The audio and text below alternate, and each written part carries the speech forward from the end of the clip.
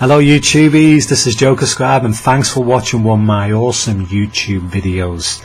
So by now a lot of you on YouTube who are, let's say, friends of mine or ex-subscribers on the I Just Subscribe Now account will realise that that account is now closed for business and it won't be opening again.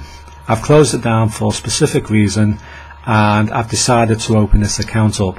I will be opening up 2 more accounts later on in about 6 months time, and there's a reason for that. But I want to start on this channel and I'm going to be doing different things, not just Doctor Who, but I'll be mentioning Doctor Who when it's on. Okay, so let's talk about the last episode because people have asked me about this and I've not really had time to cover it because of what's happened at home.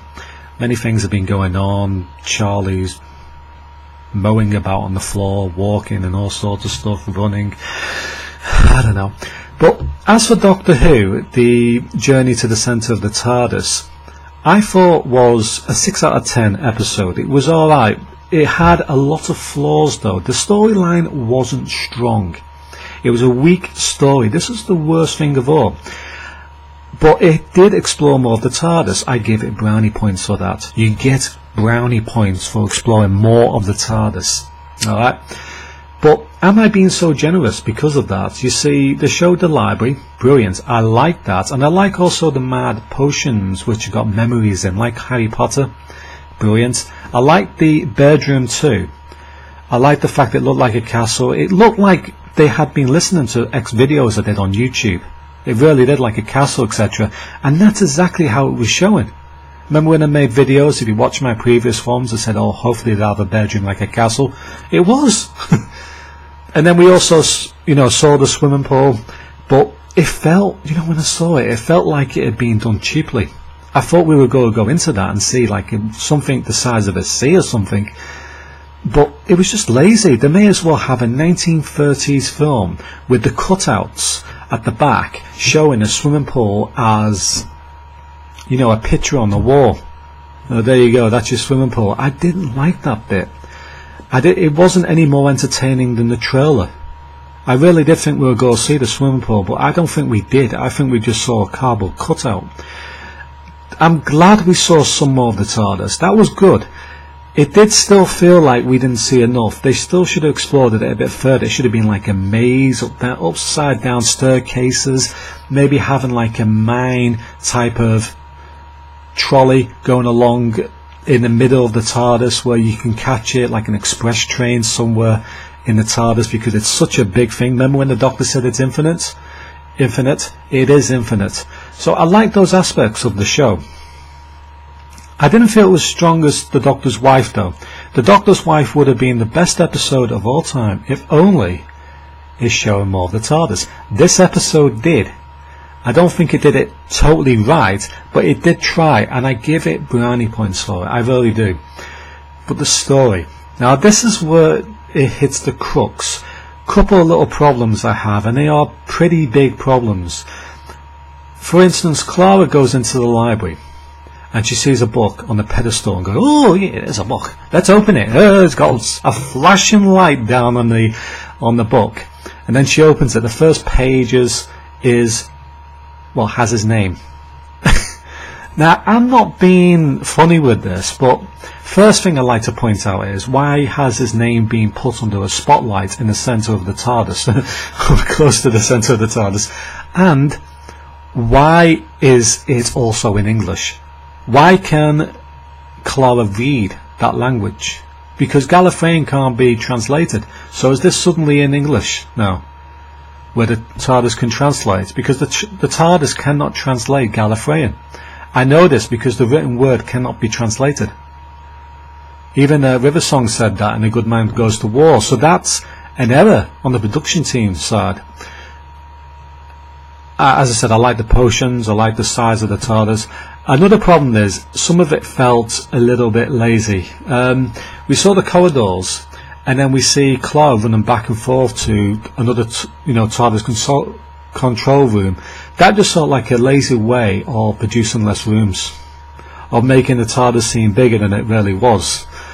And he did say it was infinite, so why not make it as infinite as possible? Why not just bang out this episode the best it can be? Make the best episode you can ever make and just do it. It had a really good premise, this episode. It had good opportunity, a real premise that could have taken this episode to the top. And I think it threw it away in some of the parts. But it was good that it showed more the TARDIS. I will say that, and people have given it brownie points for it.